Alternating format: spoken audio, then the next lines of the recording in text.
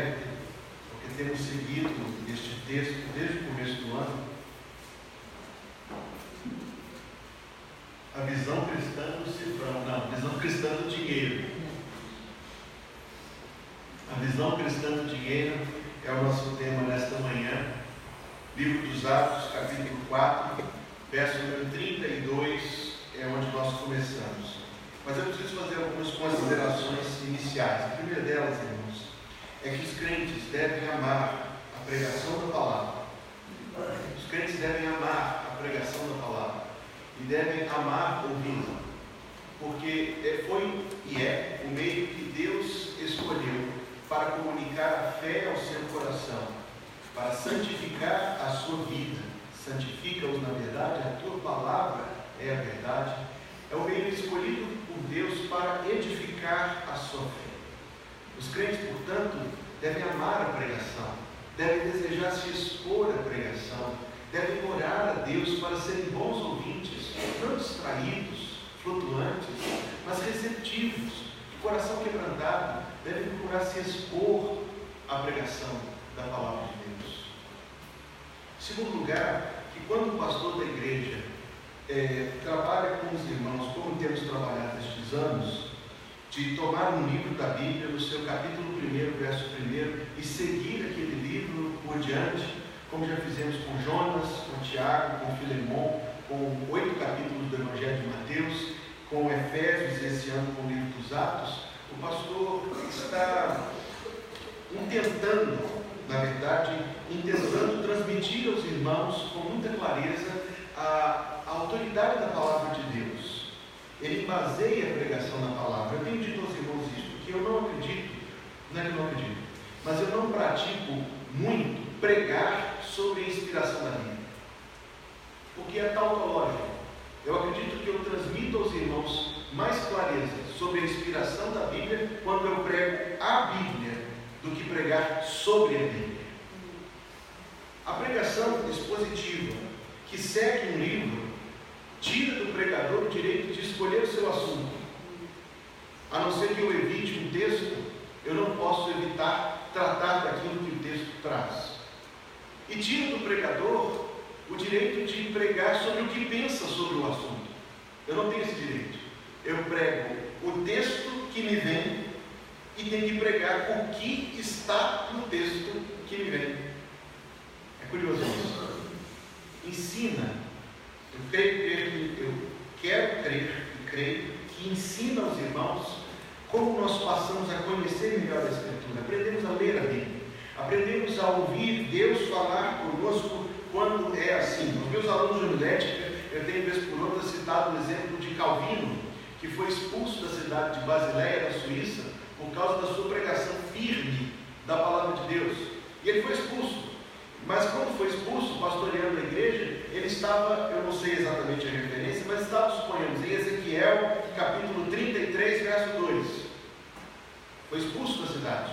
Passou 15 anos fora. Quando voltou, foi chamado de volta a pastorear a igreja da cidade de Basileia. Quando voltou, no primeiro domingo no culto, os olhos da congregação dele, imaginando quais seriam as primeiras palavras do pastor, ele disse: nós paramos em Ezequiel 33, 2, então abra em Ezequiel 33, 3, e de onde parou, 15 anos antes, ele retomou. Qual o valor disso, irmãos? Ressalta a integridade, a inteireza da palavra de Deus, firma a pregação na palavra, tanto quanto firma a palavra para os ouvintes. Não escolho o assunto e não escolho o que penso sobre o assunto. Sigo um curso que Deus determinou na inspiração do seu livro bendito. Por isso que no dia 1º domingo de janeiro de 2019 eu comecei em Atos 1 e agora estamos em 4:32. O assunto fala, sabe sobre o quê? Sobre ofertas. E o pastor se sente constrangido de pregar sobre este assunto, irmãos. Porque quando você passa o canal na programação evangélica, você vai achar muitos pastores pedindo dinheiro e falando sobre ofertas, e falando com frequência fora daquilo que a palavra de Deus ensina. É um clichê. As pessoas que não são evangélicas sempre imaginam o pastor no púlpito falando sobre o quê? Dinheiro. Então eu fico muito tímido de tocar nesse assunto. Os irmãos que me têm ouvido nestes anos sabem que não é um assunto que eu sempre recorro, porque é uma cena feia no imaginário popular, mas como eu disse, eu não escolho o assunto, é o assunto do texto, é o assunto desta manhã. E não há resistência, não há dificuldade nesta igreja de tratar desse assunto. É uma igreja comprometida, é uma igreja ativa, contribuinte, e ainda dizer aos irmãos que todos aqueles que desejam conhecer detalhes das finanças da igreja, os livros são abertos a todos os membros. Basta procurar a tesouraria para ter acesso a tudo que tem sido praticado, do que entra e do que é feito com o que entra, como sai, para onde sai, com os devidos compromissos. O recurso da igreja é gerido por irmãos eleitos pela própria igreja que dão relatório do seu trabalho. Essas são as minhas considerações iniciais para tratar desse texto, capítulo 4, verso 32. Era o coração e a alma da multidão dos que criam. O texto começa assim.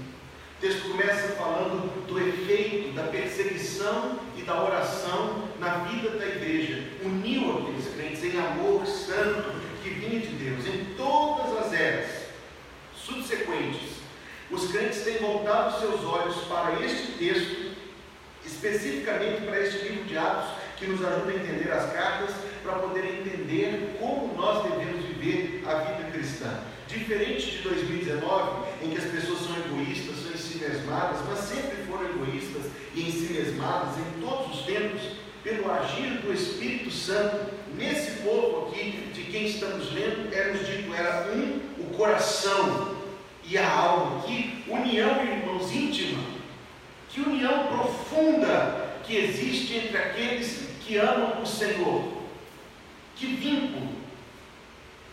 E ninguém dizia que coisa alguma do que possuía era sua própria. Esta é a visão cristã do dinheiro. Não é meu. Ouça esse texto novamente. Ninguém dizia que coisa alguma do que possuía era sua própria. A visão cristã do dinheiro é essa. Não é meu.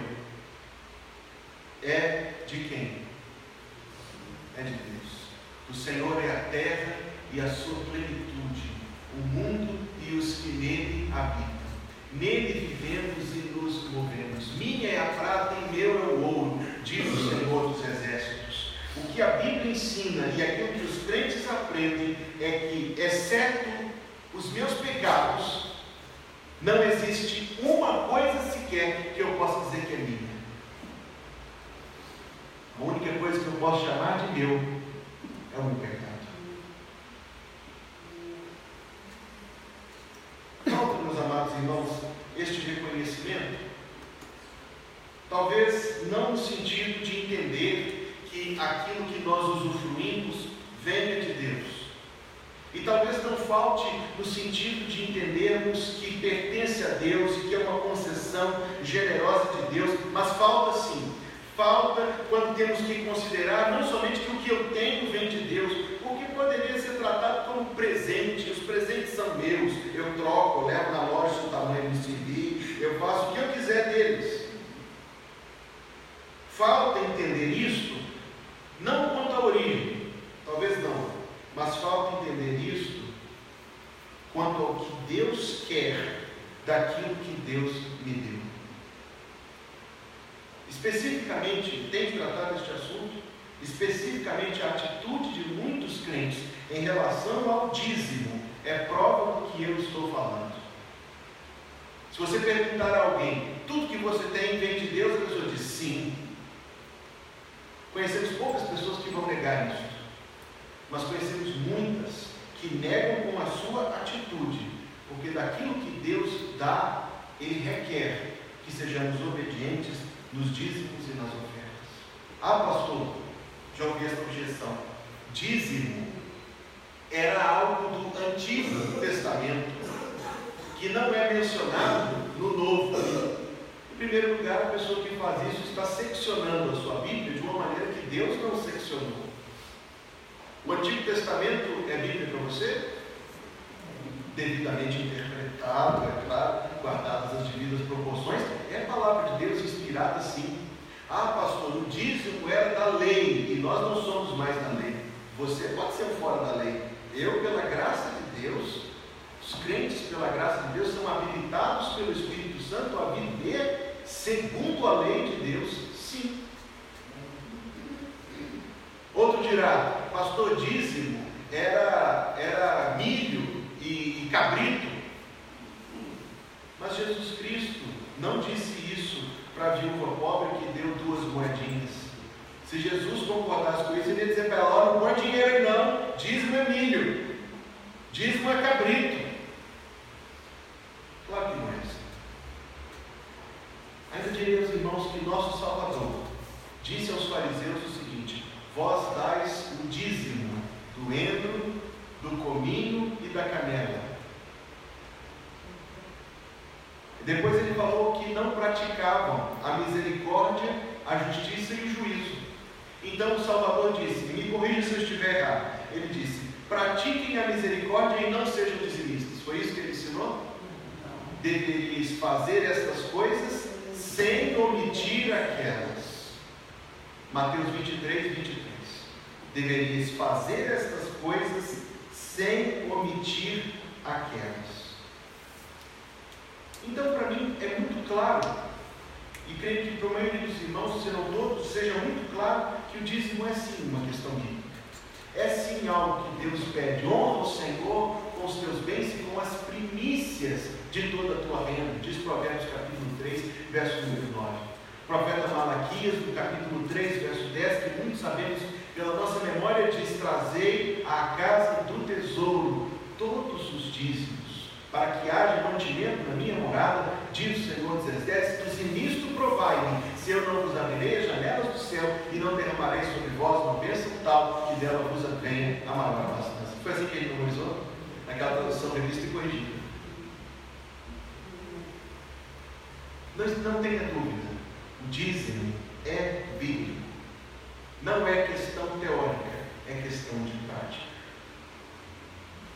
Quando alguém é recebido como membro da igreja, no dia do seu batismo, quando alguém pede carta de transferência, é sempre explicado àquela pessoa, de maneira muito pastoral, o que a igreja espera dos membros que se tornam parte de uma igreja. O que a igreja espera? Espera frequência, espera oração, espera amor, colaboração e, sem dúvida, contribuições. Estávamos na nossa classe de escola dominical agora, lendo rapidamente aquele texto chamado O Pacto das Igrejas Batistas, e muitos se lembram desse texto. Eu o recitei no dia do meu batismo.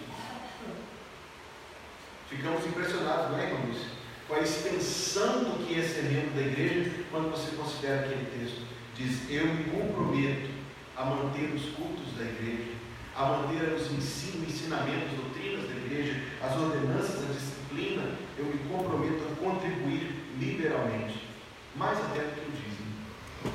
Eu me comprometo a contribuir liberalmente. Em toda a minha vida eu conheci apenas uma pessoa. Eu fiz com mindinho de propósito. Conheci apenas uma pessoa que, conversando com ela, compartilhando certa coisa, uma vitória, uma bênção específica, na conversa a pessoa tinha comprado um carro.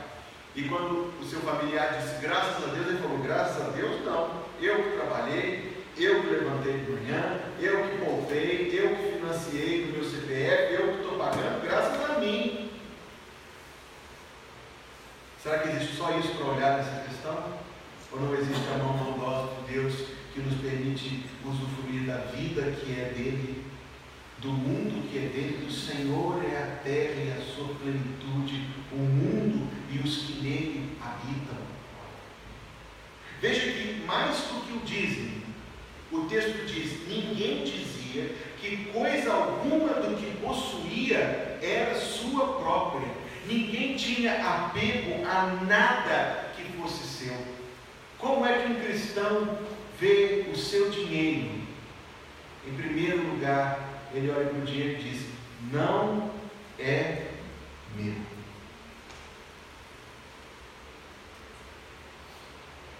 Ele dirá em segundo lugar: não preciso. O resumo da pregação é publicado no seu boletim. Fiz com as palavras mais curtas para nos ajudar a memorizar. Não é meu. Número 2, Não preciso. A simplicidade como forma de viver é o que está presente quando alguém olha para tudo que é seu e não considera como seu. Uma forma de vida simples, sem a necessidade de ter muito, sem a necessidade de acumular, sem a necessidade de viver com luxo. De fato, meus amados irmãos, na Bíblia é descrito uma pessoa como alguém que vivia no luxo e que todos os dias se regalava esplendidamente. Sabe de quem eu estou falando? E onde ele foi parar? É o rico que foi para o inferno. Jesus falou, havia um homem rico que vivia no luxo e todos os dias regalava-se esplendidamente. O povo do Senhor, ao longo da Escritura Sagrada, em toda ela, é um povo que vive de maneira simples, sem luxo, sem mais do que o necessário. Nós vivemos um tempo de muito luxo, irmãos. Nós vivemos um tempo de muitas posses. Uma pessoa de 50 anos atrás, uma pessoa de 100 anos atrás, se olhasse para a forma como a gente vive, ia ficar embasbacada, não é verdade? Com tanto de roupa que a gente tem no armário. Algumas casas com 4, 5, 6 carros, tem apartamentos vendidos lá no Belvedere e já tem 8 vagas. Irmãos amados e queridos, alguém que tem seu coração posto no reino dos céus, olha para estas coisas luxuosas do mundo e diz: eu não preciso disso. Não preciso de viver mais do que uma vida simples. Alguém perguntará, diante de tanta coisa, você entra no shopping, um templo da idolatria, da vendagem, do capitalismo, um templo da idolatria, do consumismo, do materialismo. Roupas belas, joias brilhantes. Alguém tem fascínio por sapato, outro por relógio, outro por brinco, outro por camisa. Mas olhe e pergunte: preciso disso?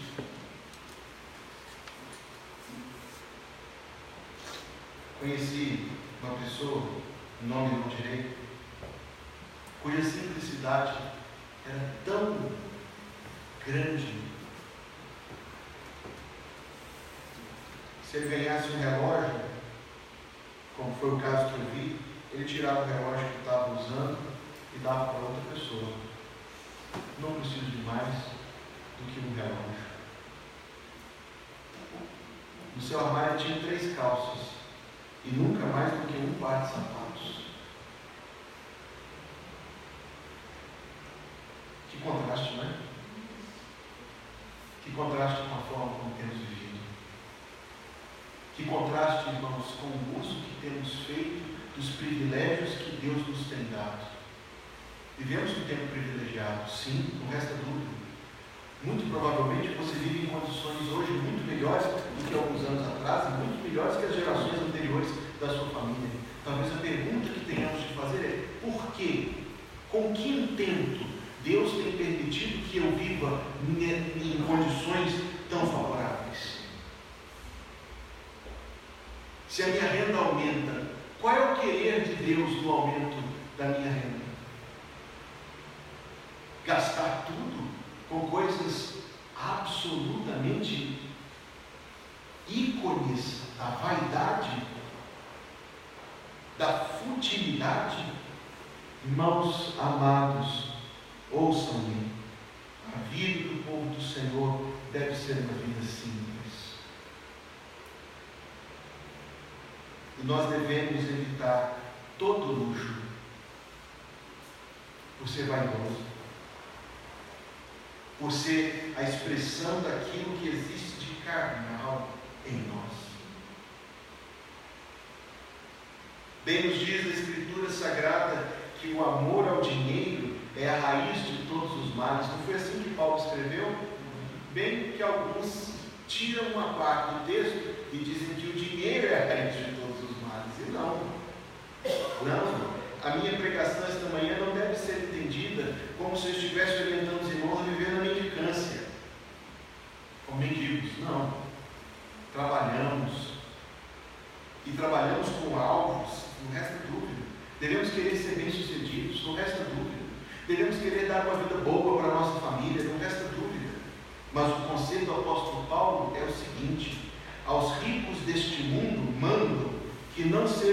altivos. A questão não está em querer viver uma vida boa com a sua família, dar boas condições de vida para os seus filhos. A questão não é essa. A questão é que o amor da riqueza envenena o nosso coração. Aos ricos deste mundo, Paulo escreveu: mando que não sejam altivos, nem ponham a sua esperança na incerteza das riquezas, mas no Deus vivo, que abundantemente nos dá todas as coisas para delas usufruirmos. Que façam o bem, que enriqueçam em boas obras, que repartam de boa mente, que sejam comunicáveis, que sejam pastoreáveis, que sejam acessíveis, que entesourem para si mesmos um bom fundamento para o futuro, para que possam se apoderar da vida eterna. Paulo escreveu isso em 1 Timóteo 6, 17, 18 e 19. Poderíamos fazer uma listinha aqui. O que ele está mandando aos que têm acesso às riquezas deste mundo? Não sejam altivos. Não considere que por ter um pouco mais você é melhor do que quem tem um pouco menos. Não ponha a sua esperança na incerteza das riquezas. Ó irmãos, o mercado de ações terá causado tantos suicídios no mundo. Não ponha a sua esperança na incerteza das riquezas, mas no Deus vivo. O Deus vivo que abundantemente nos dá todas as coisas para delas usufruir. Se alguém dirá: pastor, esse texto aí está faltando na minha vida a parte do abundantemente. Deus me tem dado algumas coisas. Ó irmãos queridos, por isso eu digo, a simplicidade é a forma como nós devemos viver. Comparando a nossa vida com aqueles que não conhecem o Senhor, nós ficaremos talvez descontentes e vamos pensar: puxa, mas tal pessoa tem tanto dinheiro. Amados, na simplicidade da vida cristã, Deus nos dá todas as coisas abundantemente para delas usufruirmos. Sem dúvida, Deus não deseja, e Deus não agirá de tal maneira que vivamos em farrapos, com o rosto amargurado, transfigurados pela fome. Deus é conhecido em todos os tempos por ser provedor do seu povo, cuidador daqueles que lhe pertencem. Mas a verdade da qual estamos falando nesta manhã é que a riqueza, o amor da riqueza, é um veneno que envenena o coração. O cristão olha para o seu salário e diz: não é meu. Sabe quanto do seu salário não é seu? 10%, pastor. Todo ele não é seu. E o cristão olha para o limite do cartão de crédito, uma tentação muito próxima, e diz: não preciso. Viver vaidoso, a altivez de atitude, a falsa segurança das riquezas, o ensimesmamento, o egoísmo, a inacessibilidade, a resistência ao pastoreio, isso sim é proibido. Não é meu, número 1. Número 2, não preciso. Volta ao texto em Atos, capítulo 4, verso 32. Ninguém dizia que coisa alguma do que possuía era sua própria, mas todas as coisas lhes eram comuns. Essa forma que alguns têm chamado de comunismo cristão não deve ser interpretada como nada além de algo voluntário. Você verá isso comigo no domingo que vem, no capítulo 5, que Pedro diz para Ananias: Ananias, se é seu, guarda, você não é obrigado a dar.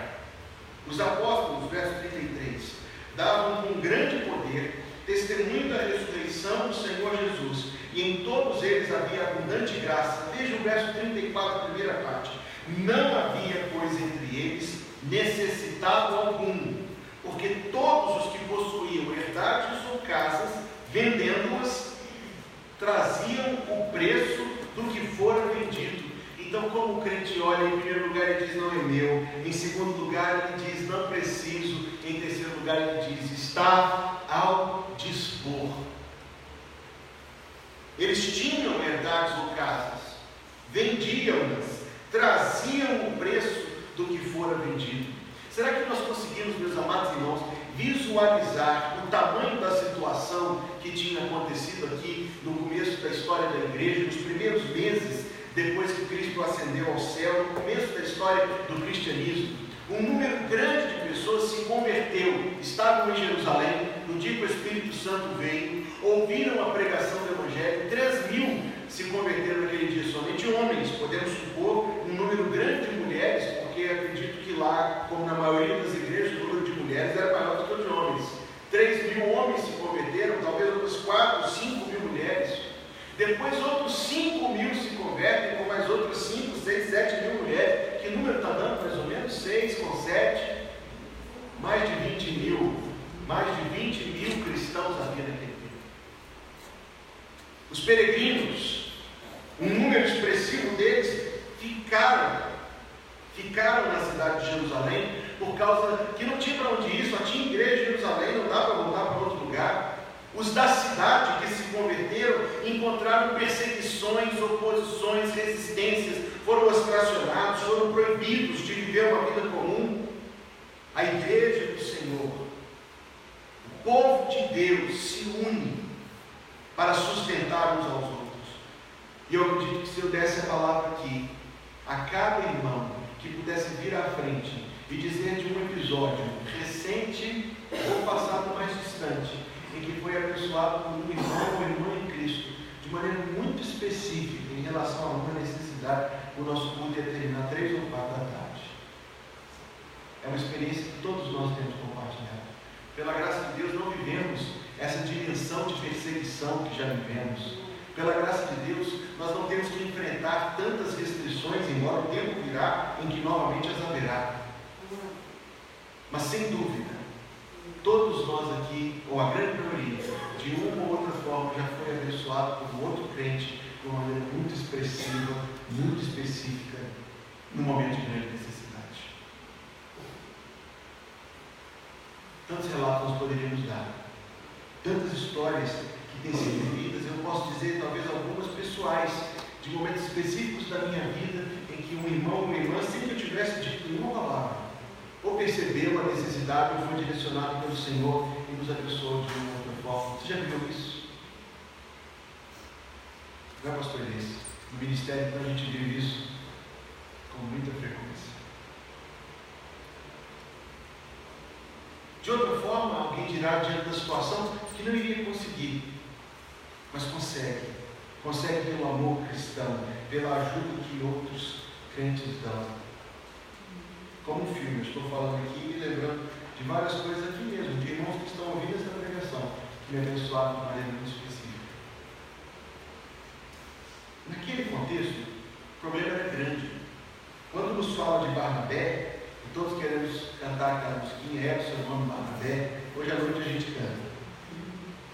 Mas quando nos fala de Barnabé, aliás, o autor daquela música, quando ele morreu, o Jorge Herder, fizeram uma chargezinha dele entrando no céu, o Senhor dando a mão a ele, falando assim: agora você tem que escrever uma música para todo mundo, que o Barnabé está se achando mais que os outros. Quando nos fala de Barnabé, o texto quer nos dar um tamanho, uma dimensão daquele problema. Barnabé, verso 36 e 37. Chamado pelos apóstolos, José, chamado pelos apóstolos Barnabé, que significa filho da consolação, levita, natural de Chipre, possuindo uma herdade, vendeu-a, trouxe o preço e o depositou aos pés dos apóstolos. Por que isso nos é contado? Em parte por causa do que veremos no domingo que vem, mas em parte para que a gente possa entender o tamanho da necessidade.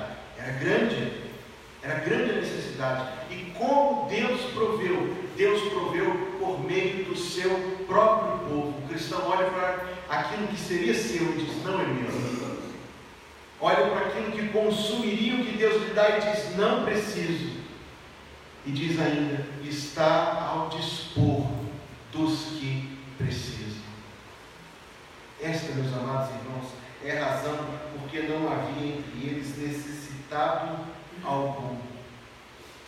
Seria uma lição de escola dominical, e eu não quero me deter nisso muito profundamente, mas mencionar para os irmãos que nas cartas de Gálatas, de Coríntios, de Romanos, no livro dos Atos, nós encontramos uma grande campanha liderada pelo apóstolo Paulo por causa dos pobres da Judéia. E eu queria ver alguns textos com os irmãos, porque isso ilustra com muita clareza a atitude cristã, que é colocar aquilo que Deus lhe está confiando ao dispor dos outros. Abra rapidamente comigo em 1 Coríntios capítulo 16.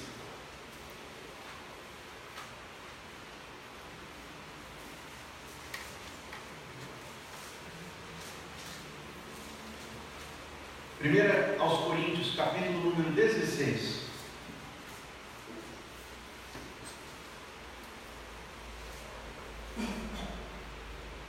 Verso número 1 e verso número 2. Ora, quanto à coleta que se faz para os santos, fazei vós também o mesmo que ordenei às igrejas da Galácia. Que dia? No primeiro dia da semana, cada um de vós ponha de parte o que puder ajuntar, conforme a sua prosperidade, para que não se façam coletas quando eu chegar. Eu leio esse texto e eu percebo a forma como Paulo ordena que as nossas contribuições sejam inteligentes e sistemáticas. A forma como nós temos feito aqui na nossa igreja, as ofertas para missões, multiplicou em muito tanto a adesão quanto o valor alcançado. Fazíamos o dia da oferta e alguém ia lá e se apertava naquele mês e fazia o que podia fazer do amor, do desejo de contribuir para dar uma expressiva contribuição para missões. E depois, quando não tinha alcançado o alvo, alguns irmãos da igreja repartiam a diferença e contribuíam. Assim era feito. Agora temos feito parecido com o que Paulo ordenou: ponha cada um de vós de parte o que puder ajudar. Temos feito 1%.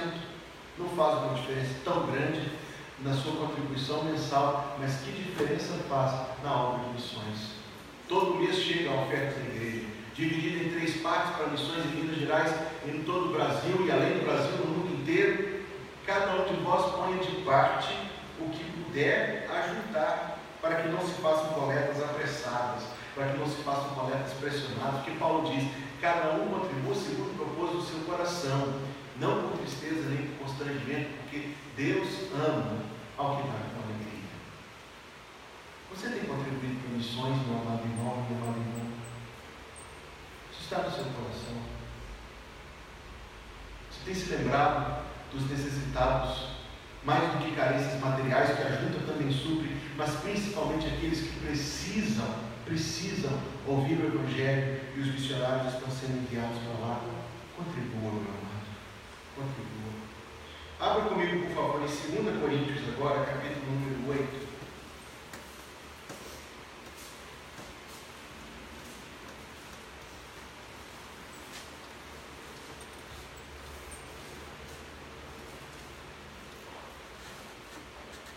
Verso 3, 4 e 5. Porque segundo o seu poder, o que eu mesmo testifico, e ainda acima do seu poder, deram voluntariamente, pedindo-nos com muitos rogos que aceitássemos a graça e a comunicação deste serviço que se fazia para com os santos, e não somente fizeram como nós esperávamos. Então entenda agora o que ele diz: o seguinte: mas a si mesmos se deram primeiramente ao Senhor, depois a nós, pela vontade de Deus. Meus amados, dizem que antigamente, eu nunca vi isso, mas os crentes mais antigos se lembram, havia um quadro de contribuintes nas igrejas, que se marcava quem tinha contribuído e quem não tinha, e dizem que antes se colocava até o valor. Tinha mesmo? Graças a Deus isso foi embora. O texto diz: eles se deram primeiramente ao Senhor. Sua contribuição, meu amado irmão, minha amada irmã, não é um assunto a tratar comigo, o pastor da igreja. Sua contribuição não é um assunto a tratar com a tesouraria. A sua contribuição é um assunto a tratar com Deus. Bate na porta do gabinete pastoral: pastor, estou tendo dificuldade com o dízimo, em dizimar. Com o dízimo, acho que ninguém tem. Em dizimar, talvez. Pastor, estou tendo dificuldade. Não é comigo, irmão. Então é com o irmão Denilson, com o irmão Geraldo. Também não. Não é com o presidente da igreja, não é com o vice-presidente, não é com o corpo diaconal, não é com a tesouraria. É com o Senhor. Estes que contribuíram, estes macedônios, do qual Paulo fala no capítulo 8, contribuíram acima do seu poder, mas voluntariamente, sem extorsão, sem nenhuma forma de arrancar deles as ofertas, não. Mas fizeram isso, irmãos, porque primeiramente se deram ao Senhor, entre você e Deus. Livro dos Atos, capítulo 11, é a terceira referência neste ponto. Queira ver comigo, por favor. Livro dos Atos, capítulo 11.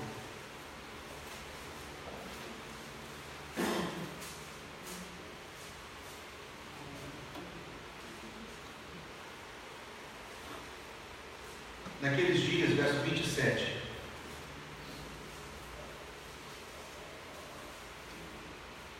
Naqueles dias desceram profetas de Jerusalém para Antioquia, e levantando-se um deles, por nome Ágabo, dava a entender pelo Espírito que haveria uma grande fome em todo o mundo, e isso aconteceu no tempo de Cláudio César. E os discípulos determinaram mandar, cada um conforme que pudesse, socorro aos irmãos que habitavam na Judéia. Mais adiante, quando chegarmos ao capítulo 11, eu tratarei dessa profecia de Ágabo. Mas agora eu quero tratar da decisão que a igreja tomou. Se alguém ouve, como aconteceu, quando acontecem ainda, os rumores de greve dos caminhoneiros. Eu li a história de uma senhora que recebeu no WhatsApp que ia ter outra greve dos caminhoneiros, foi no supermercado, comprou mais de 500 quilos de arroz. 500 quilos de arroz? Deixa 500 que eu vi a reação. Foi muito arroz. Eu não lembro se foi 200 quilos de arroz ou 500 quilos de arroz. Foi mais de 100. Aí quando viu que a greve não começava, ela decidiu distribuir arroz para a família, porque senão ia perder. Quando nós ouvimos a notícia de que vai faltar, é isso que eu quero mostrar para os irmãos. Ouvimos a notícia de que vai faltar, nós pensamos em estocar para nós, em ter na nossa casa. Mas o texto diz, eles determinaram, ouvindo, não um rumor de WhatsApp, mas uma profecia enviada por um profeta de Deus, de que haveria uma grande fome no mundo inteiro, que aconteceu nos dias de Cláudio. Eles determinaram mandar socorro para os irmãos que habitavam na Judéia. Que atitude! Que atitude! O rumor da fome me levaria a pensar na Ana Luísa, na Lívia, no Daniel, na Magali, e estocar 200 quilos de arroz lá na minha despensa. Mas esses irmãos de Antioquia, sabendo que eles próprios atravessariam a escassez, deliberaram mandar socorro para os pobres da Judéia. Meus amados irmãos, o que é seu está ao dispor. E é assim que você deve olhar. Está ao dispor dos necessitados, necessidades materiais, necessidades espirituais também. Mas eu volto ao meu texto de Atos, capítulo 4, e peço que você abra comigo.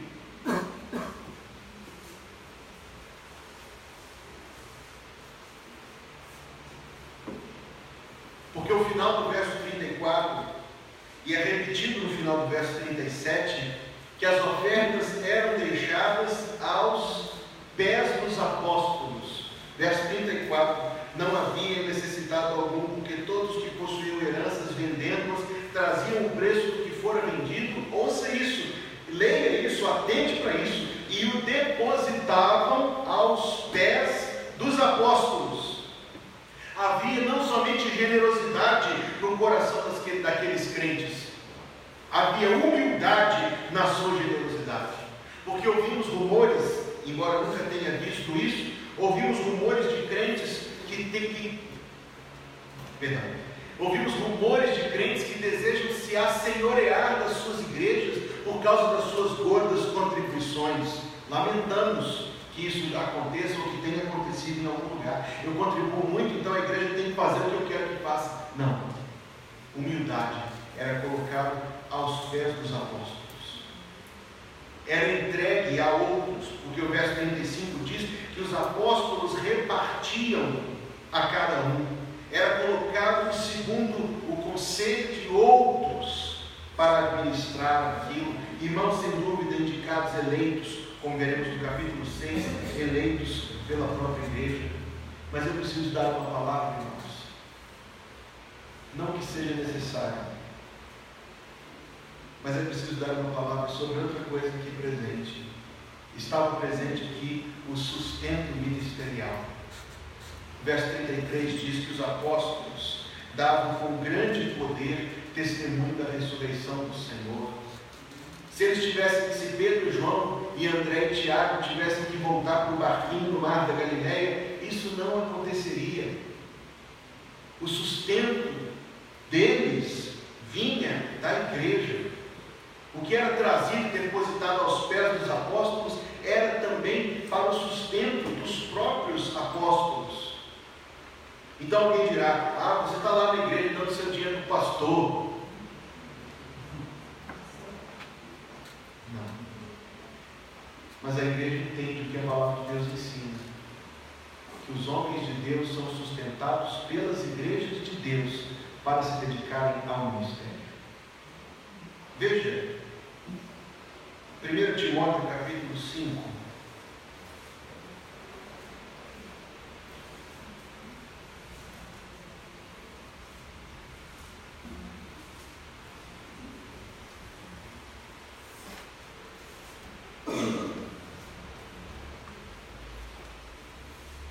Capítulo 5, perdão.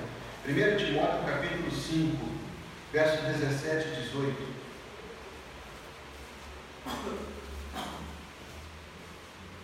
Os presbíteros que governam bem sejam estimados por dignos de duplicada honra, principalmente os que trabalham na palavra e na doutrina, porque diz a Escritura: não ligarás a boca ao boi que debulha, e digno é o obreiro do seu salário. 1 Coríntios capítulo 9.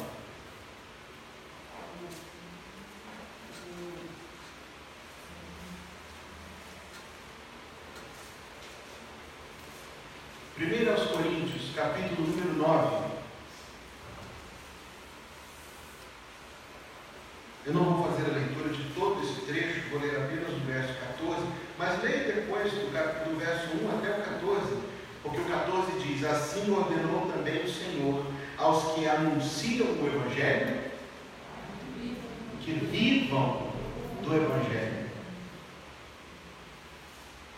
Eu poderia mencionar outros textos, mas esse assunto é um assunto muito pacífico na nossa igreja. Menciono apenas para ensino e para que fique muito claro que a palavra de Deus ensina. Era trazido aos pés dos apóstolos para se repartir, e os apóstolos estavam incluídos nesse repartir. O sustento do ministério, Deus designa que seja assim.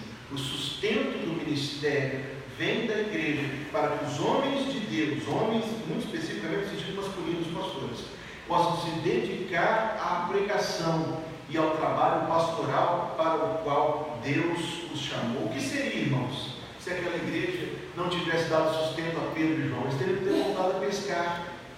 E se ele tivesse voltado a pescar, onde estaria o seu Evangelho de João na sua vida? Onde estariam as cartas de João e o Apocalipse? Se Pedro tivesse voltado a pescar, onde estariam as duas cartas de Pedro e o Evangelho de Marcos?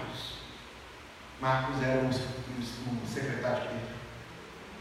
Onde estaria o Novo Testamento se Paulo tivesse de ficar costurando tendas em todas as cidades? Não, meus amados. Os ministros de Deus são sustentados pelo povo de Deus. Volto ao verso 35 do capítulo 4 para concluir a minha mensagem.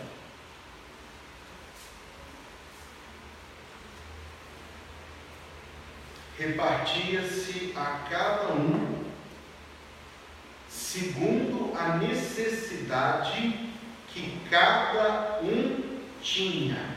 Há duas palavras aqui. A primeira delas, a sabedoria que Deus revestiu os apóstolos e reveste até hoje os irmãos que administram as finanças da igreja. A sabedoria que Deus dá para poder administrar corretamente era segundo a necessidade de cada um, a real necessidade, não a vontade. Alguém bate aqui na porta da igreja, irmãos, isso acontece tanto, diz: pastor, eu queria que me desse uma passagem lá para Manaus. Especificamente houve um caso, queria passagem para Ipatinga, tinha família em Ipatinga conversamos, decidimos ajudar. Quando chegamos na passagem para Ipatinga, ele disse: não, eu quero ir para São Paulo. Segundo a necessidade de cada um. Uma sabedoria com real discernimento. Uma sabedoria dada, obviamente, pelo Espírito Santo. Discernir entre necessidade e vontade. Porque alguém vendo a moedinha caindo no cofre da igreja podia pensar: ah, é agora. Não, amados. Deus é mais sábio sobre o seu dinheiro do que você. Você acredita nisso? Tem alguns amigos da minha idade preocupados onde vão investir, se no tesouro direto, se nas ações, se no ouro. Invista no reino de Deus. Deus é mais sábio sobre o seu dinheiro do que você. Nós confiamos nos analistas, confiamos no reporte econômico. Quando a Miriam Leitão aparece, a gente já fica até nervoso. Deus é mais sábio sobre o seu dinheiro do que você. E veja a prioridade. Era preciso discernir a vontade da necessidade. Era repartido segundo a necessidade de cada um. E eu digo de novo, necessidade é diferente da vontade. O problema do amor ao dinheiro, irmãos, é que ele envenena o nosso coração, nos transforma em pessoas vulgares, egoístas. Ele manipula as nossas prioridades e nos faz cobiçar, amar, querer, adorar coisas que são essencialmente temporárias, vergonhosamente breves. Já leu a história de alguém que ganhou na loteria e comeu e fumou e gastou e bebeu e queimou o dinheiro e voltou depois para a vida de antes? O dinheiro nos faz amar coisas que são vergonhosamente breves, desejar coisas que são assustadoramente desnecessárias. No entanto, essas coisas, inúteis em si, são eficazes nas mãos de Satanás para nos afastar da obra do Senhor e das coisas preciosas de Deus. Como você olha para o seu dinheiro?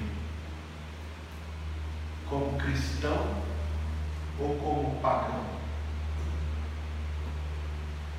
O pagão olha para o dinheiro como tudo que ele tem. O cristão olha para o dinheiro e diz: não é meu, não preciso e está ao dispor. Antes de você ficar em pé, eu peço que você ouça.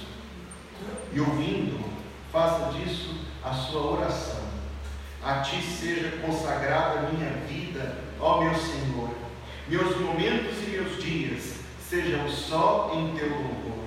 Sempre minhas mãos se movam com presteza e com amor, e meus pés velozes corram ao serviço do Senhor. Minha voz para sempre toma para o teu louvor cantar. Toma os lábios meus, fazendo-os a mensagem proclamar. Minha prata e ouro toma, nada quero te esconder. Minha inteligência guia só e só por teu saber. A vontade minha toma, sujeitando-a a ti, Senhor, do meu coração fazendo o teu trono, ó Salvador. Meu amor e meu desejo sejam só o teu nome honrar. Faze que o meu corpo inteiro eu te possa